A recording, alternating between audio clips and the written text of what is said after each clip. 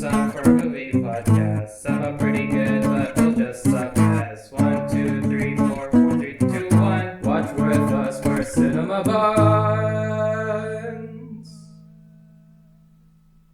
Let's go!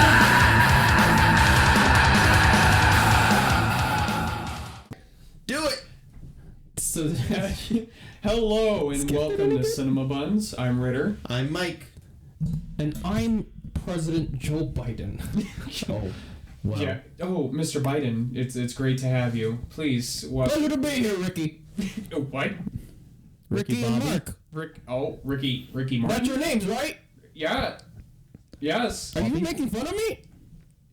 Go back to sleep. Go. Good night. Hey, get out of here, Joe Biden. It's me, Kevin. That was such a lazy Foley. Just What I'm a gonna bit. slap.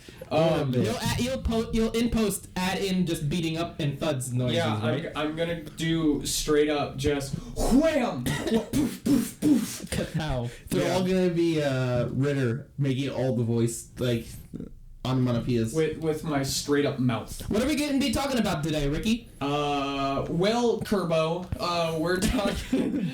Kerbo. We're talking about Ghostbusters Afterlife, the latest installment of the Ghostbusters franchise, the second movie from Ghost Corps, the mini studio that is exclusively making Ghostbusters films that somehow survived 2016 Ghostbusters. Yeah.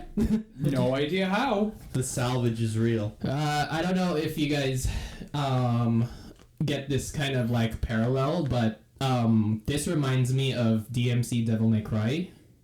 So we have DMC 1, 2, 3. Oh, yeah. 4 actually. We have DMC 1 through 3, 4. DMC Devil May Cry, which is Ghostbusters 2016, and then they're like, fuck, this is not doing well. Let's go back DMC 5 DMC 5. fixes everything. So Afterlife takes place Kinda after did. Ghostbusters 3. There are 2 Ghostbusters. Two. This is Ghostbusters 3. Yeah. I'm a fan. Nice.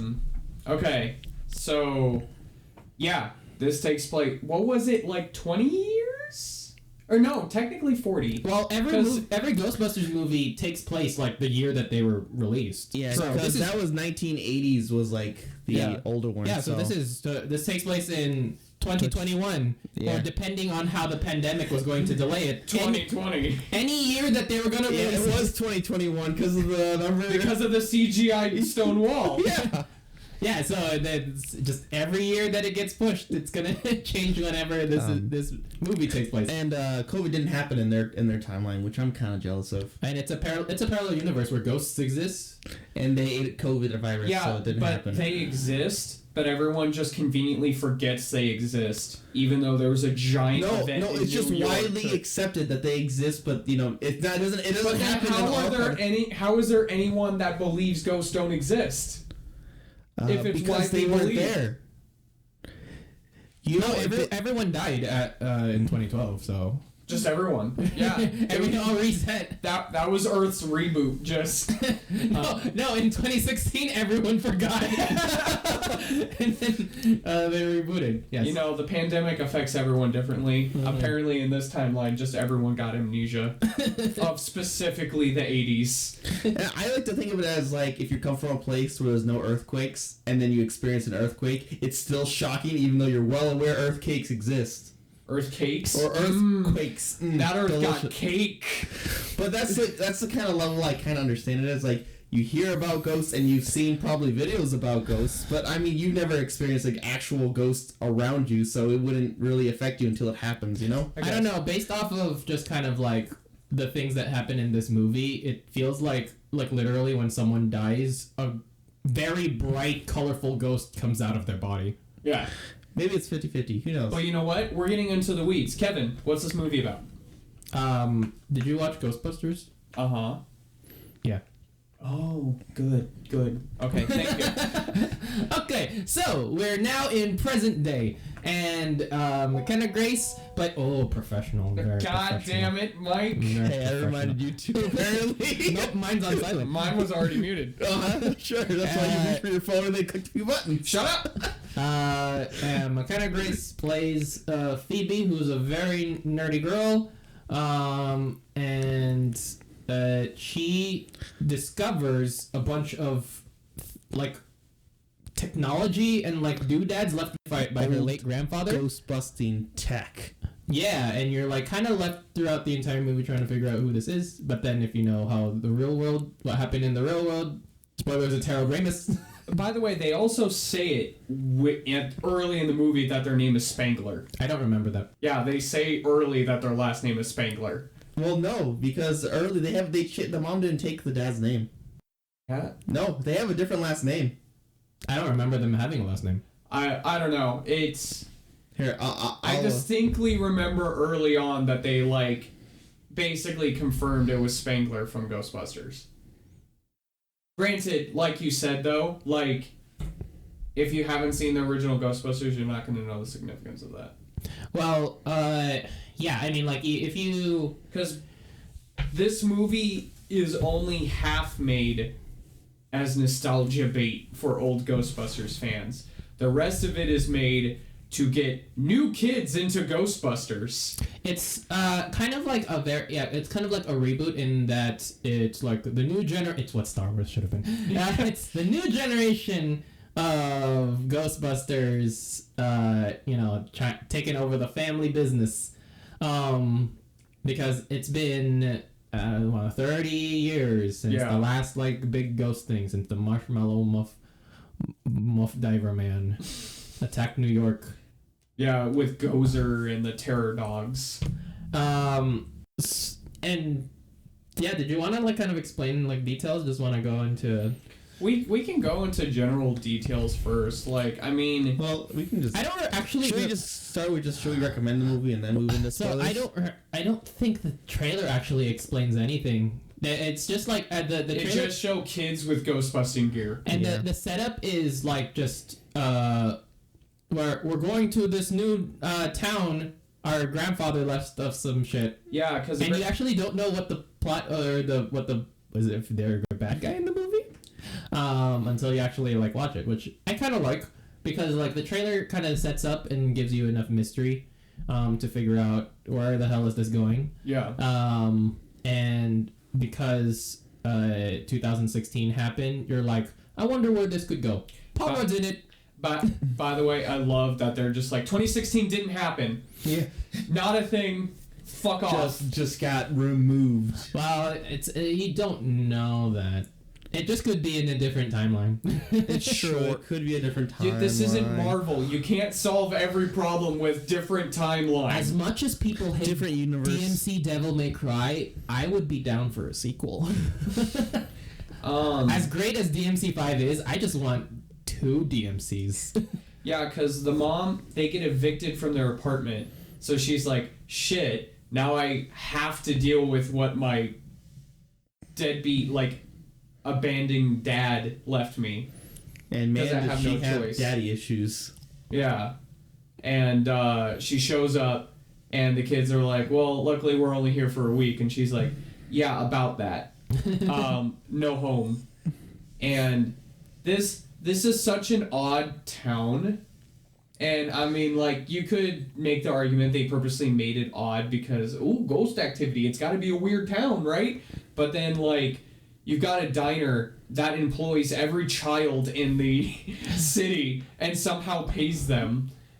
Well, and I'm surprised, unless, like, everyone just really supports their local businesses, that they get so much, like, just business in the small diner. But, yeah, no, it's, like, it's understandable. Like, it makes sense to me that such a small town exists, especially... because it was like a mining town where everyone from around the country got uprooted and were forced to build a town so that they could work at this mining operation. To be fair, guys, they have a Walmart, so they're a real town. Sure. No, hey, if there's a Walmart, the townspeople will come. Okay. It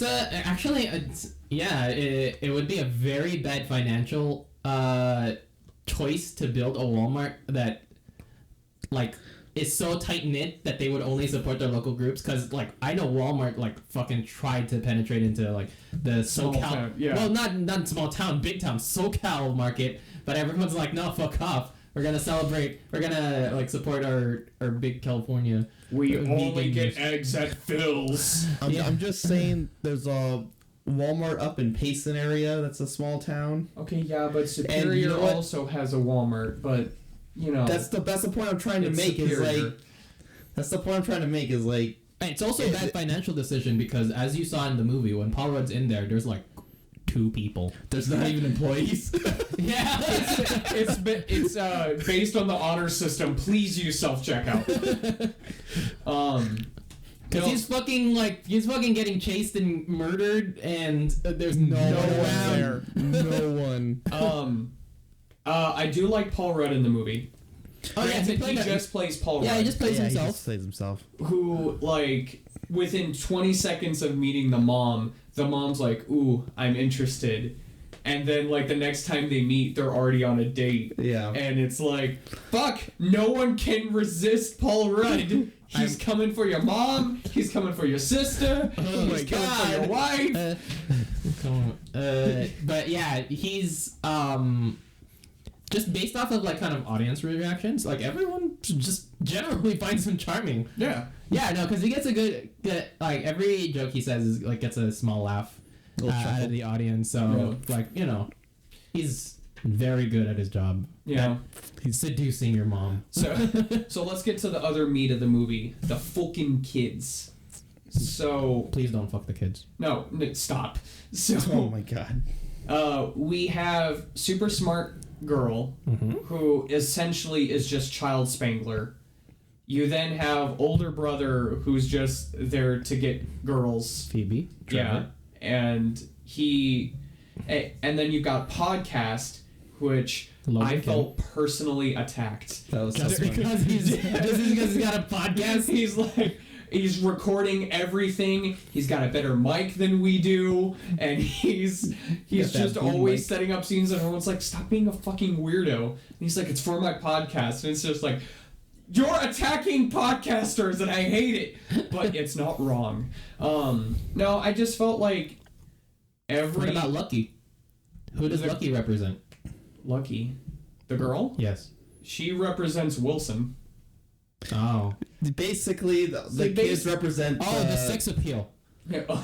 Yes. No, the kids are just carbon copies of the original. In my opinion, The original cast, yeah. I don't really see who Logan Kim's character podcasts like parallels with. He's literally the dude that. Dan Aykroyd? Yeah, Yeah, he's he's that supposed guy. to be a copy of Dan Aykroyd's character. Yeah.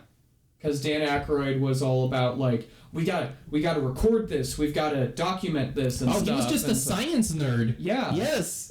Yeah, but that's not what podcast. Well, actually. Yes. Oh, the faces connect. Okay, he's not doing it for a scientific purpose. He's just documenting it because he's like A nerd? No, but he's like very like much like a director. He's like trying to set the scene and everything.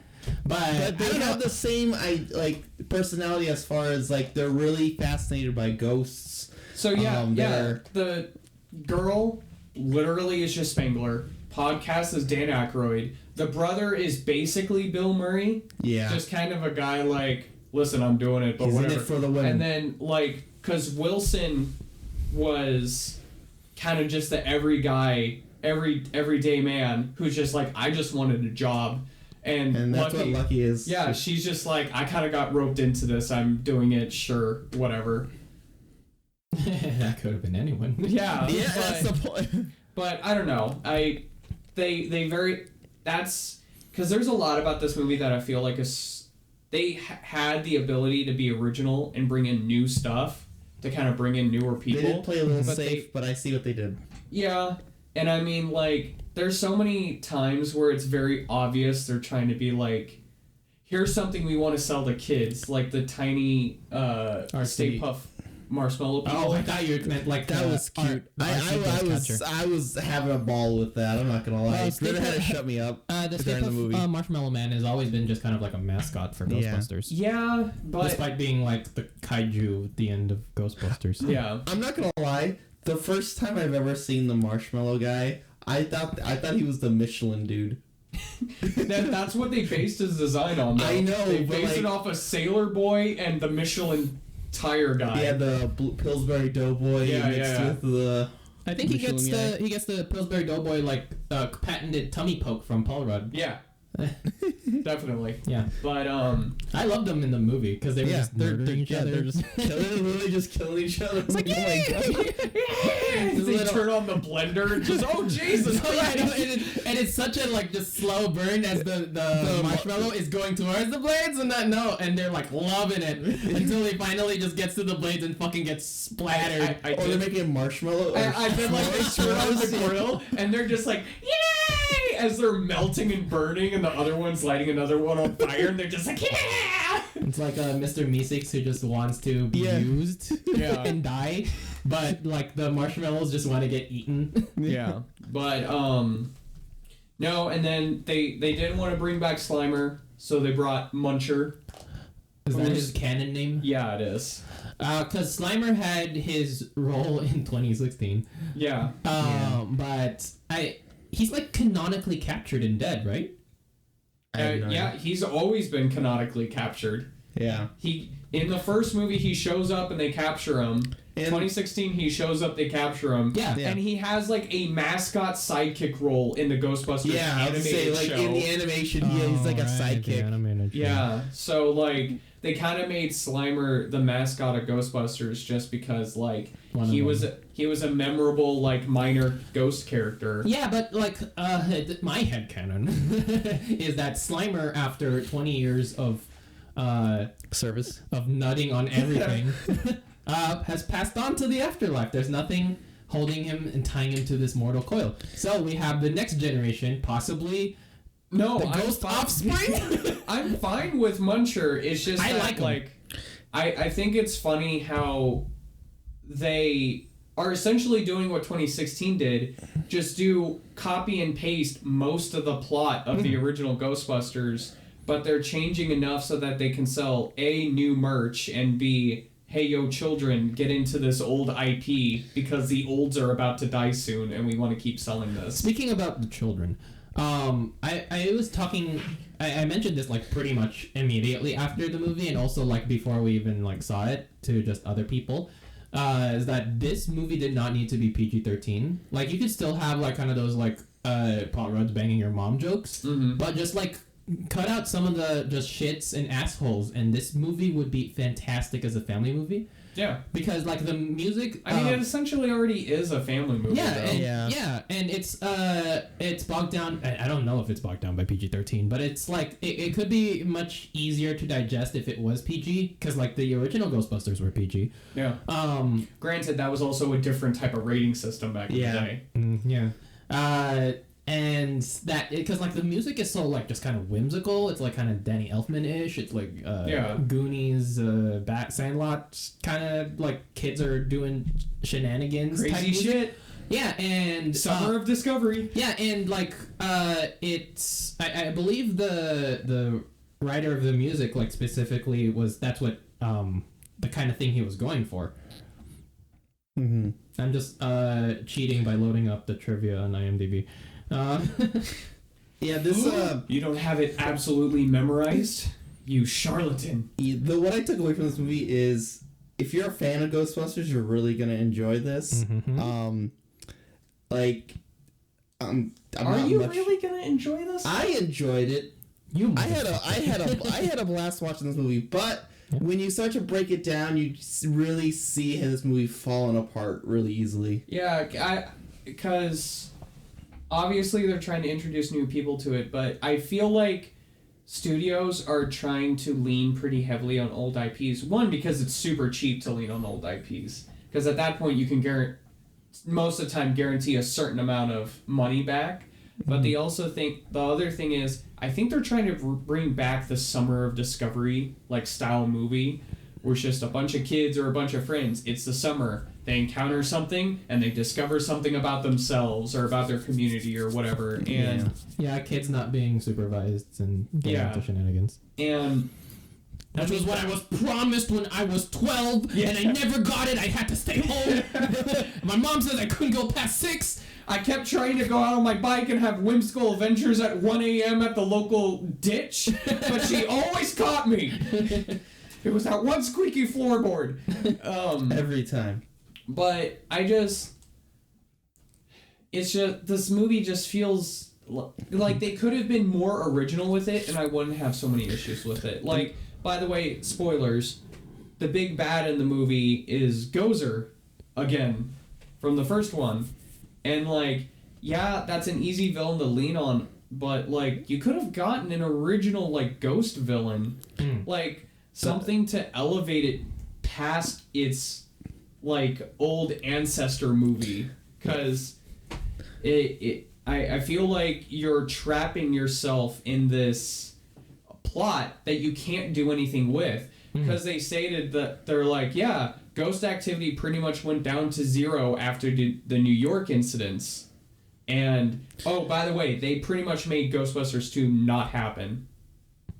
I don't even know what happened in Ghostbusters 2. Oh, it was like an ancient, like, king guy and then, like, ghost goo in the sewers and stuff. It was crazy. Like, the statue... You should have seen it. The Statue of Liberty is literally controlled like a video game and walks. I think my childhood brain remembers that. Yes. Yeah. Because they want to end with the movie with a giant kaiju battle. Yes. Yeah. And it's just her breaking this, like, goo dome around a museum to get them inside. God, New York is fucked. Yeah. But, because they're like, oh yeah, ghost activity pretty much went down to 0 after that. No, I thought it went down to 0 because they were too good at their job. Well, that's what Dan Aykroyd was like complaining about, and he was like, "Yeah, what do we do now?" But the fact that everyone still believes ghosts aren't a thing, I would, as a viewer, assume it went down to 0 everywhere. Yeah. But I think. And, like... as evident by the muncher that's just kind of chilling in an abandoned factory, like... and no one's doing anything. Yeah, and, like, there's no reports or how do you not notice anything. that? Yeah, that's not like it's not a cryptid or, like, a Bigfoot sighting. Yeah, and then, like, the guy... what was the architect's name? The guy who owned the... he was the guy that built the big tower in Ghostbusters 1 that would attract... J.K. Simmons. Yes. And then, it wasn't J.K. Simmons in the original, though, right? No. Oh, okay. You never saw him in the original. You just heard his name.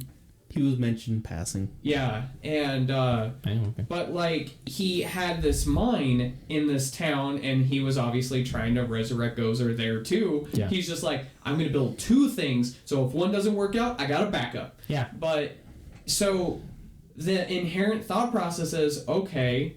they defeat Gozer, that means ghosts aren't going to be a thing anymore again. So, like, you've trapped yourself in this plot corner of, what the fuck are you going to do now? Well, I want to understand the mythology of this world. What happens when a human being dies? Yep. Well, okay, so they hinted that, like, Gozer is from a parallel dimension. So the whole movie, as soon as they said that, I went, oh my fucking god, Danny Phantom was right. There's a ghost dimension, and some scientist in the Pacific Northwest is developing a ghost portal, and some teenage boy is gonna get ghost powers. But no, they said, like, the ghost dimension.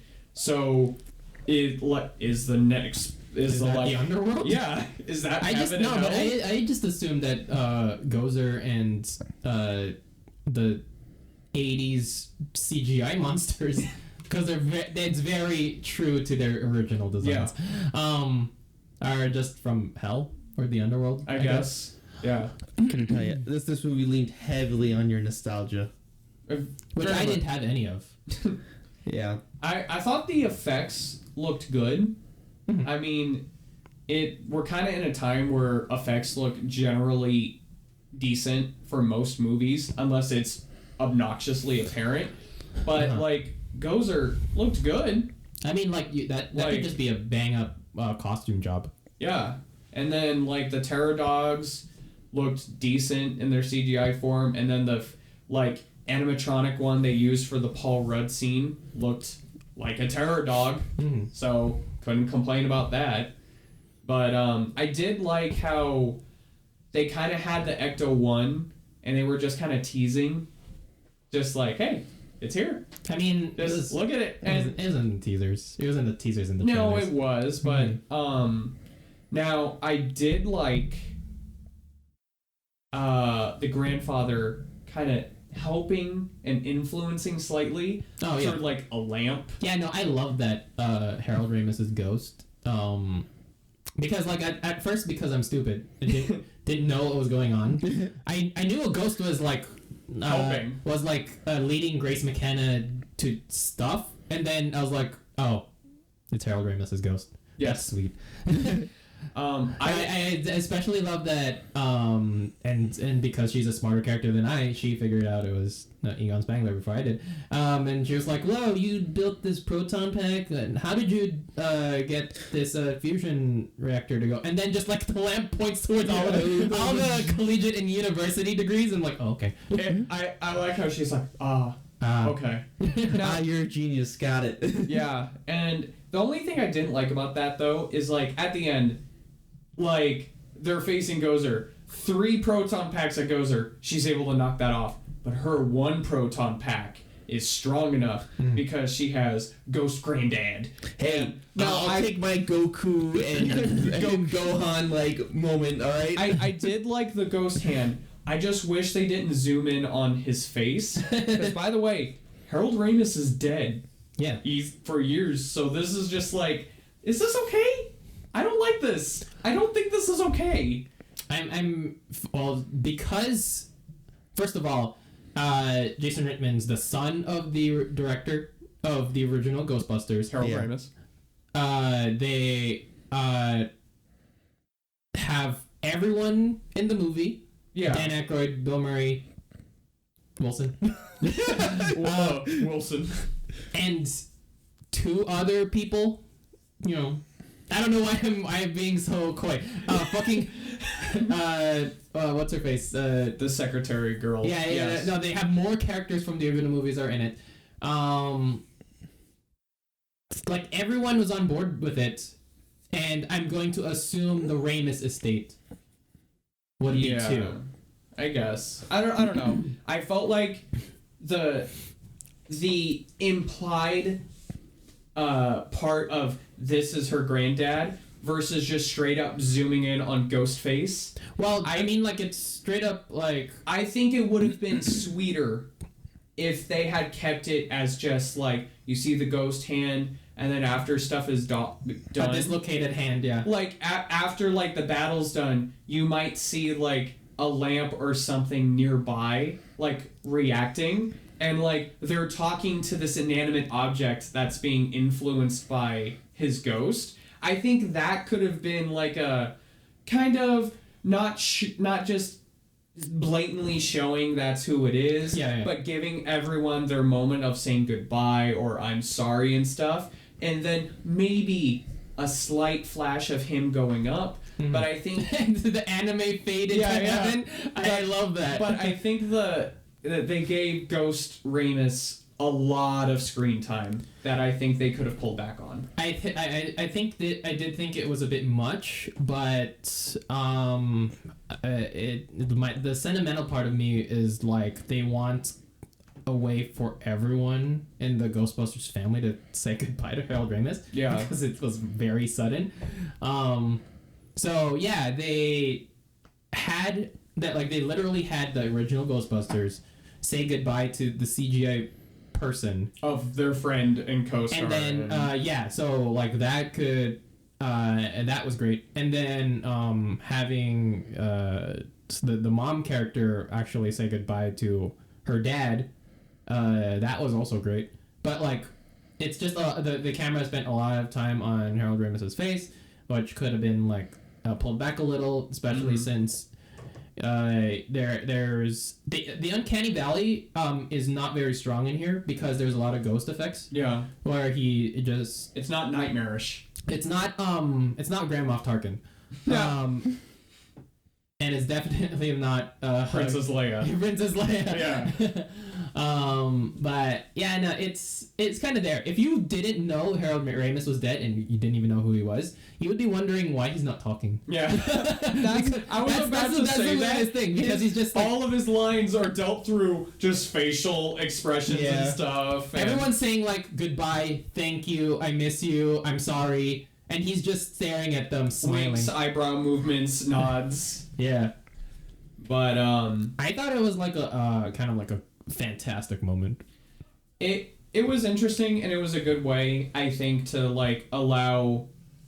I think they put that in to allow old Ghostbusters fans a chance to say goodbye to what they knew and introduce it to new people. But I read some reviews online that there are some people that took way too much emotional investment into this movie and did not see it as not a great movie. Because I said the last half hour of the movie, I cried the whole time. I couldn't stop. It was so beautiful and stuff. And I'm like, okay, really? And there were multiple of the. I saw at least 10 reviews that echoed that same sentiment. I'm gonna scoot closer to Kevin because I feel like you're just dead inside. I think you're. I think you're have a frozen heart. Yeah. Whatever. I think you're the outlier in this one, my guy. I can see a movie that was made as a cash grab and is just there so they can recoup some of the losses from 2016. Now, granted, It's like 5 years ago. Yes. They've recouped it a long time ago. no. Ghost Core, the mini studio they made, it's been holding on by the tips of its nails as is it Sony? Warner Brothers? Sony? Sony, I think. Yeah, it is Sony, I think. Yeah. As they're slowly trying to nail in the coffin, and he's like, "No, let me out! I swear, I can make money." Sony's a big company. They'll. It's not Universal. Yeah, true. But universe. no, I whatever. Call me dead inside if you want. I'm not saying the movie wasn't entertaining. Like, I didn't feel like I wasted my time watching it, but there were quite a few like events in the movie and dialogue parts that I was actively cringing at, and I'm just like, why? Shut the fuck up! Fucking stop! And it's, I don't know. I was not a fan of this movie. I could see where people might enjoy it. He I did lacks not. the heart, folks. He Fuck just lacks off! the heart. I am not heartless.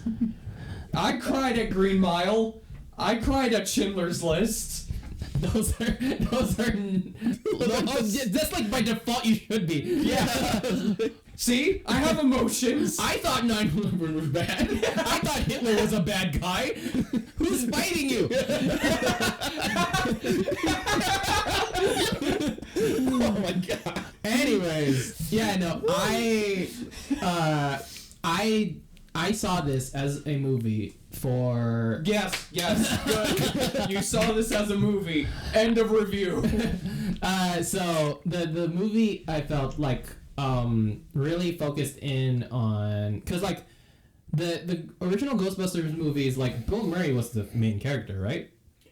Essentially, yeah. He was the main focus of the movie, and everyone else were co-main characters, essentially. Yeah. Mm-hmm. So this one focuses on Phoebe, Grace McKenna's character, and it's a story basically about her finding her place, because like in the beginning she was like a hardcore atheist that didn't believe in ghosts, until like her fucking grandfather from the afterlife showed her the way. Yes. And like kind of gave her an interest in the purpose. And like I really kind of just enjoyed her overall like character arc, being just like kind of a bored 12-year-old girl to like being a hero. So, it's not a very like kind of smooth ride. She did point a gun at a cop. That part is very funny. Yeah. Fucking Dave Chappelle is That's like... not Dave Chappelle. Dave Chappelle. I know it's not Dave Chappelle. Everyone thinks that that's Dave Chappelle. I know, I did. The sheriff is like, listen, we're going to keep these, whatever, blah, blah, blah. And she just goes, fuck you, and grabs a proton pack like she's gonna blast him. And the three of us in the theater were like, oh shit, oh fuck, kid pulled a gun. But okay, Domingo, that's Bokeem Woodbine. Something that bugged me about her character though. Okay. She was too smart.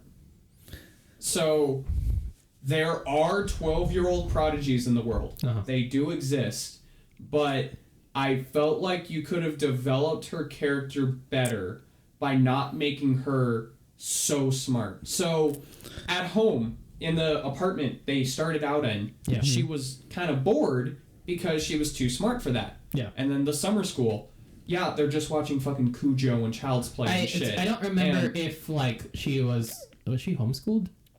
No, it was I don't think so. I think it was never public. explained it. Yeah. Yeah.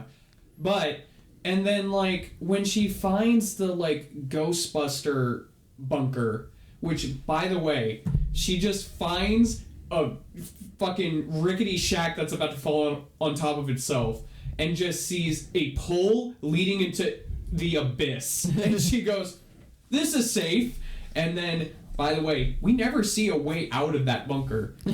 So my headcanon is they had to awkwardly climb up through the pole. The fireman's pole, but to get back to the surface. But okay. It's also not very secure because the barn doors are not like locked not locked or anything. But she goes in there and like the ghost granddad is showing her like the proton pack and stuff, and she opens it and she immediately knows what's wrong and immediately knows what needs to be done to fix it, when I think it would have been a better moment if she was like, man, how did you build this? Like, because there's no other technology like those proton packs anywhere. At least give her a chance to... You could show how smart a person is by showing them learning something complicated. Instead of just instantly knowing how something works or what it is. I don't know if you recall, but it's literally like within the first 5 minutes. She rewires the electricity in her apartment because the neighbor's electricity was going out of phase. And she was also using a lathe. Yeah, okay. She does like science experiments and shit in her room. Okay, that's a little bit different than basically having a mini fission reactor on your back. Well, the thing is, she recognized what it was, but she had no idea how he did it. She even said, like, how'd you actually, like, put this together? And then he points to, like, all his, like, diplomas and stuff. But remember, immediately after that, she's like, it's missing 2 flux capacitors or whatever the fuck. And she's like, I need needle nose pliers to fix this. And it's like, how do you... So, right after that, we're like, how did you put this together to, I already know how to fix it? Pattern recognition? Bullshit. Listen, 12-year-old kids can be smart, but I don't think they're that smart. Oh, well, like, physically, just like from a physical inspection, you could see it's, just missing 2 of... How do you know? It's like... But it's like... She has never seen a proton pack ever. Until that moment. You can infer what things do, but you don't know how exactly they work. Like, I know a computer needs a graphics card, a CPU, a motherboard, and some network dongles. So hold on. I don't know how to build any of those. So you're saying if I opened up the hood of my car and said, fix it, you could just look and go, oh, it's missing this part. To a certain extent, but I wouldn't know, like... Because, like, I'm not... Because she knew what parts were missing. And, like, I don't know. We could argue this all day. And I'm going to. All right. So oh, God. No, I don't know. Really I felt like she was too smart for her own good. And I felt like they could have shown her intelligence by having her learn something complicated. As opposed to just... You wanted her to see, like, some sort of, like, technological challenge? Yeah. I wanted her to prove how smart she was by going, okay, I'm not sure how this works or how to fix it, but I'll figure it out. Was her trying to figure out how to use the proton pack and the capture device, like, not enough for you? No, because she immediately knew how they worked. Remember? Not necessarily. She pulled the trigger once to make sure it worked. Then she inherently knew to shoot the ghost with it. And then she inherently knew, hey, you need to throw that trap under the ghost and activate it. Well, the trap thing was Paul Rudd explaining that. So, No. Yeah, he did. He literally explained it while they were like, how when he hooked it up to like the bus battery and everything like that. And, like, yeah. Yeah, that was Paul Rudd explaining that one. That's how they knew about that one. But wasn't that after? No, that was before. That was before. That was before. Yeah, so they knew this about was a that ghost trap. Yeah, and so that was before that she was like an atheist. And then like as soon as Paul Rudd let out the bad guy, she was like, okay, now ghosts are real. And so she started. Right. Yeah, that's right. She started off screen. Okay, I'll rescind that comment. Yeah, but like just to kind of like explain for other people that want to get some of their like questions answered, like you can kind of just infer that she started just researching her grandfather and their ghost busting techniques because she was watching a bunch of YouTube videos of the ideal educational environment. Yeah, actually, you can teach you a lot, man. That one Indian guy that does math on the whiteboard. Oh, I don't know. I don't know what you're talking about. He got me through a lot of my calculus classes. I'm just gonna say that. Yeah, no, and so that's where a lot of her interest goes into, because like the kind of a scene that kind of happens immediately after is her taking podcasts to a random warehouse because she wants to catch a ghost. Yeah. I don't know how she knew that. No, because podcasts know about the haunting over there. No, they don't know a ghost is there. They go to just test fire the protein pack. The protein. Yeah. Protein pack. No, I think they were shooting cans too. Yeah, they were shooting cans, and then they heard the weird noises and they went to investigate. Yeah. Fucking podcast, I'm gonna make you ripped. We're doing CrossFit out in the woods, baby. I did think it was interesting they were trying to build up. So I'm not a fan that they brought Gozer back, but I think it's interesting they were trying to build up the Gozer lore further with like the carvings and stuff, and like the our favorite part of the film that we all reacted as soon as we saw it, the date stones that were just like, these were major events and stuff that were gonna happen, and it shows 2021, and we're all like, that's not okay, that was CGI'd. We all know that was CGI'd.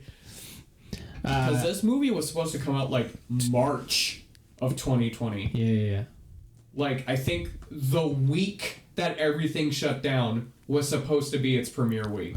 It's very anime, and like I really enjoyed that Harold Ramis set up like a ghost trap that was pushing up against the abyss, because it's very just kind of like poetic and over exaggerated that he's like single-handedly single-handedly holding back the gates of hell like clockwork, because like they try to burst out of there like every few hours. Yeah, and he's got like the ghost meter that once it starts detecting these protein packs automatically protein packs. God damn it! God, you're such a gym head. I'm hungry. No, the proton packs automatically shoot the convergence and shoot the mega beam at it and stuff. I thought the very effects, anime. I thought the like lava-esque effects were kind of neat. But then it did its purpose. Yeah, and then it wasn't harmful to me. No, it wasn't offensive to me. That's what I mean.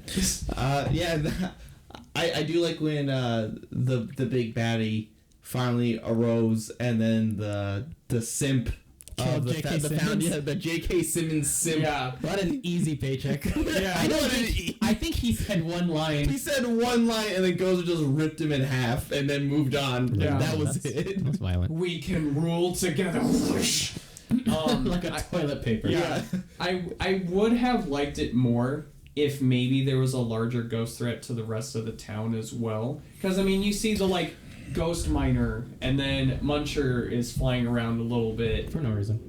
But I think it would have been interesting if like you had a group of like dead miners going at the village. I don't know. I think the children were good enough for terrorizing the town. Well, and then all the townspeople were like, "Oh God, there's fucking ghosts trying to get us.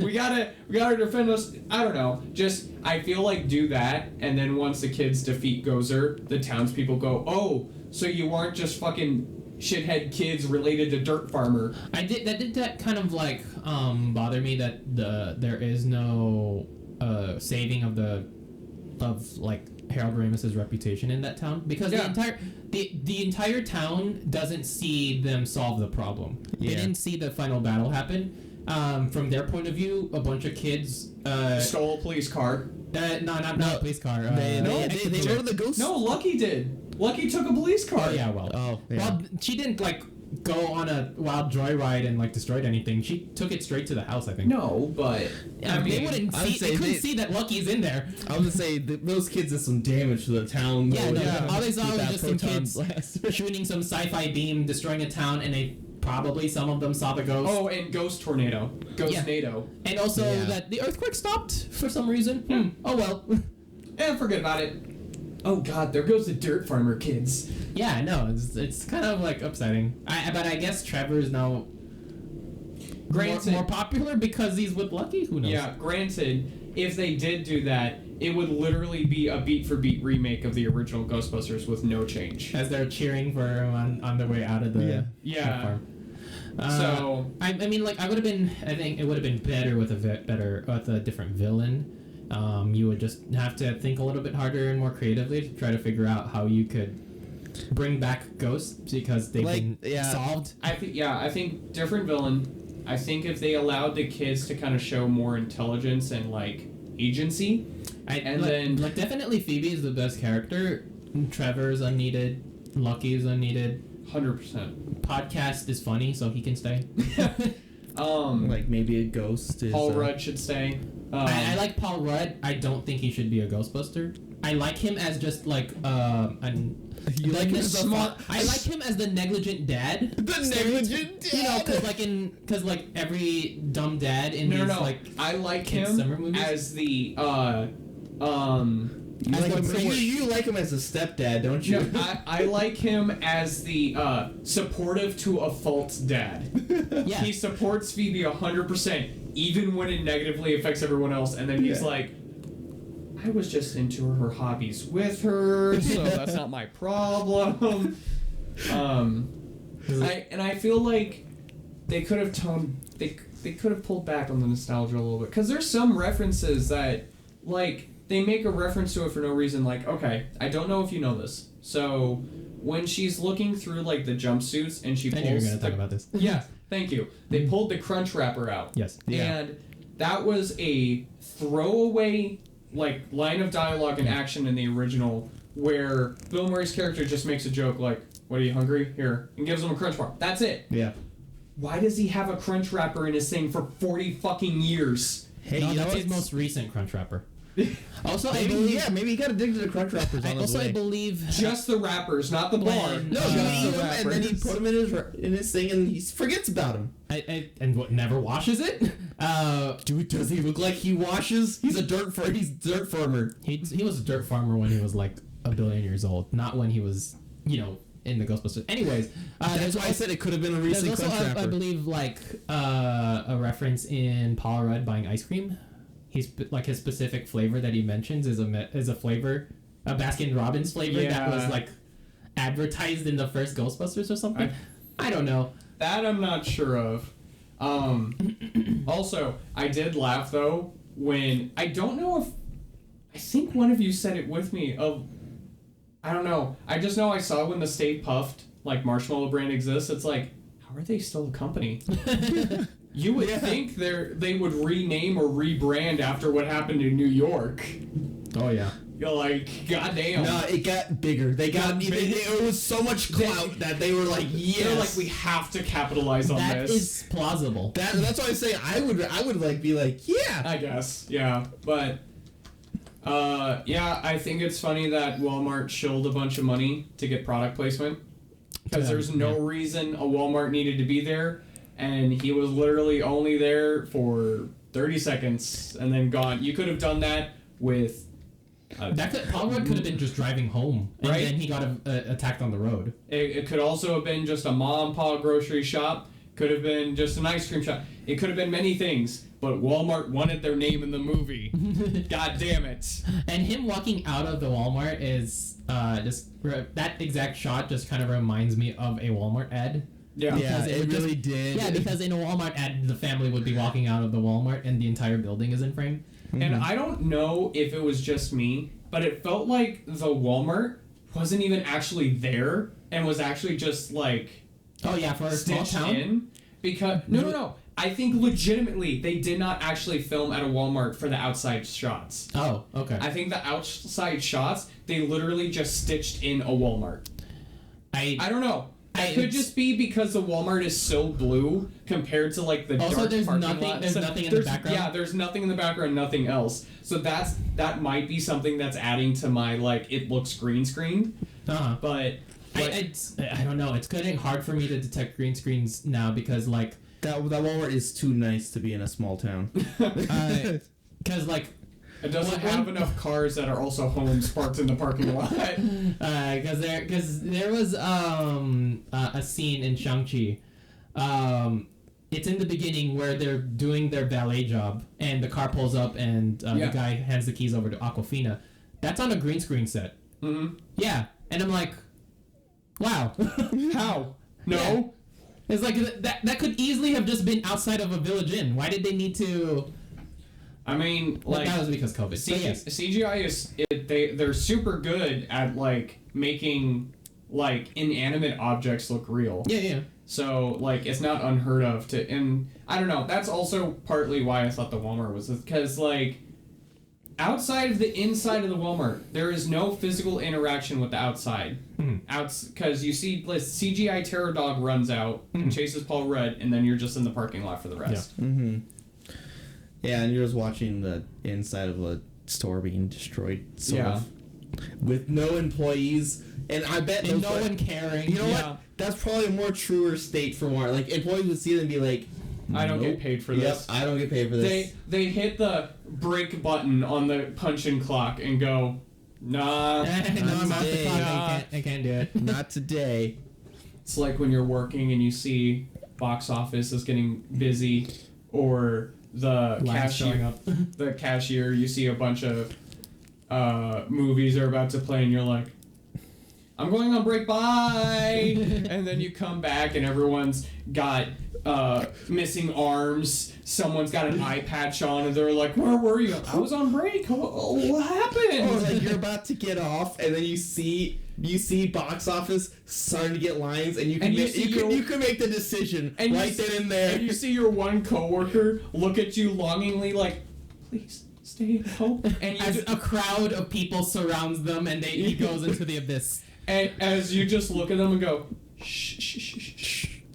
No. As you close the door and get into your car. This has been niche theater employee humor brought to you by for no one. I'm not gonna lie. For the 0.5% I've done of you. that where I've like saw the box office, and I would like look at my watch, and I'd be like, "Hey, you need anything else done?" And then Can I go home? and then like I would vehemently just as soon as I would clock out, they'd be like, "Oh, you already clocked out?" I was like, "Yeah, I did." They're like, "Oh, okay, you can go home." Or you say I'm already clocked out, but before you're actually clocked out, and then when they leave, you're like, shit.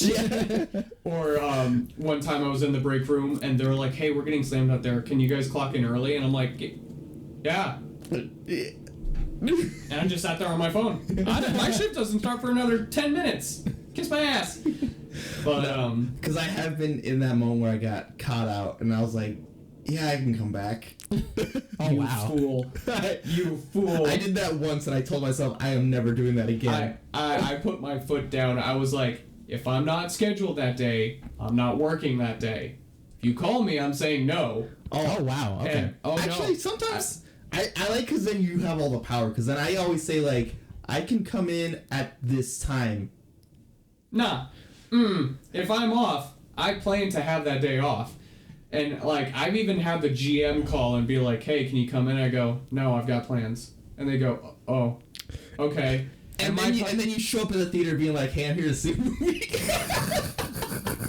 And they're like, "We thought you had plans." "Yeah, my plan was to see a movie." "Give me my ticket, bitch." But then you lay down. You instead of calling, you just lay down cash. Yeah. Just. So, movie.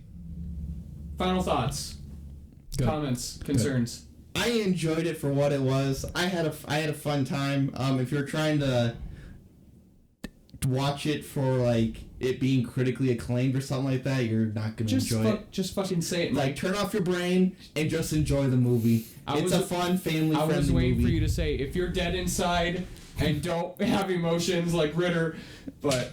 No, you said it for me. That was the bit. No. It's if you have a heart and you have emotions, then watch this movie. Perfectly said. Motherfuckers. Kevin, what'd you think? I thought it was great. It wasn't like the best movie ever. I think it's like arguably this could be like the best product that you could put out for the purpose that you want, which is to kind of resurrect the Ghostbusters franchise. Like as a business decision, this would be like a good movie. As a fan, this is probably also a good movie. I don't have any attachments to the original like Ghostbusters movie. I mean, like, I know who was in it. I admire and respect how big they are in our culture. They're just movies to me.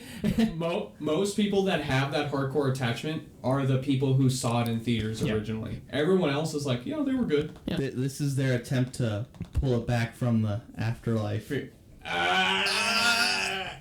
a minute, Harold Ramis came back from the dead. Ghostbusters Afterlife. But Ghost came back from the dead. I thought the movie was entertaining. I mean, if you're a hardcore Ghostbusters fan, you'll find something to like in it. I think critically, it's not a good movie in my opinion. The dialogue isn't great. The plot points are super cookie cutter, copy paste from the original. I felt like they could have been more original and done better with it, but you know, definitely a different villain, yeah.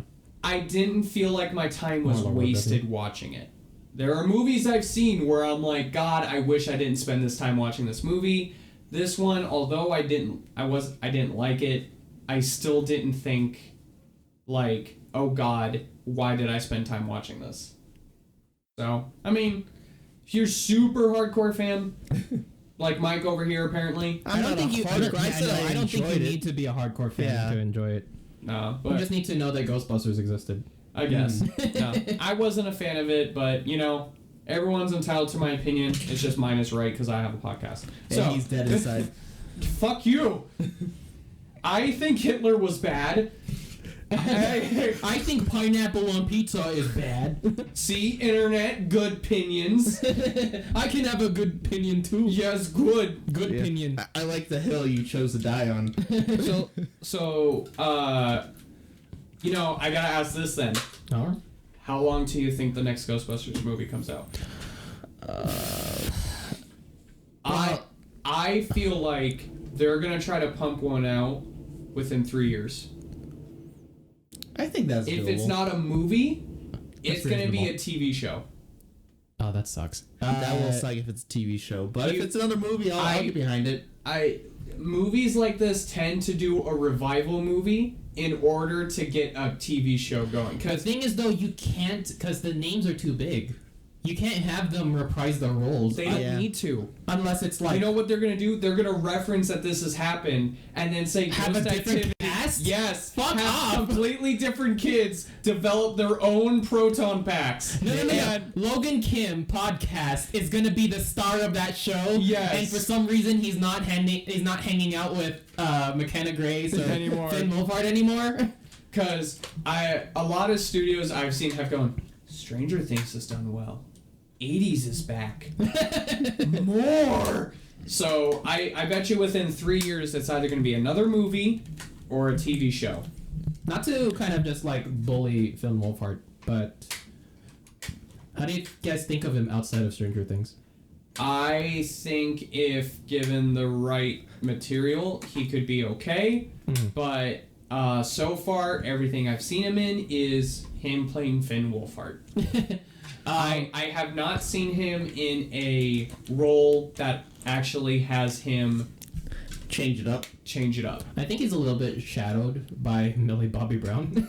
Yes. Wait, who's that? I haven't seen Stranger Things, so I don't know. Then you don't know that name. Oh, yes, you do. Godzilla vs. Kong. She's the girl. She's the daughter. Which daughter? The daughter! The daughter of the guy? Of the terrorist woman from King of the Monsters? It's the one that talks to King Kong, or no, that's a different... No. She's the one that went and found the guy who bathes in bleach. He hangs out with the New Zealand kid. Oh, okay, gotcha. They're hanging out with a creepy adult. Thank you, because I'm giving you everything here. It's been a minute, okay? She's part of the plot B that doesn't matter. Yes. That's right. Sorry, my brain can only handle so many movies. Two. It can handle two movies. They're in rotation, and then they get recycled. It's like when I see See, look, my brain is full of anime, and that's what sticks. But when it comes to movies that aren't anime, it's like one goes in, the other one gets pushed out. You know what you could have referenced if this wasn't Mike? Drake's girlfriend. Oh my god!